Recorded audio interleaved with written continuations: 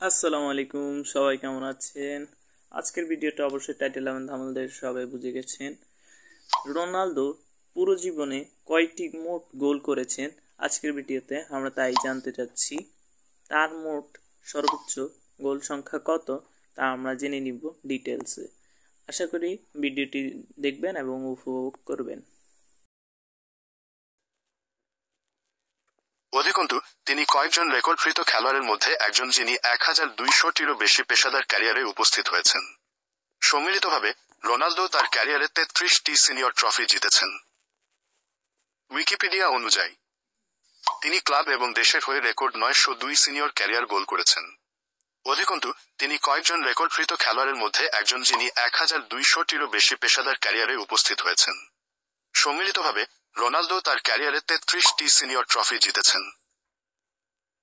আরও জানতে হলে আমাদের চ্যানেলটি সাবস্ক্রাইব এবং লাইক করে দিন যেন আমাদের সকল ভিডিও আপনাদের কাছে যায়।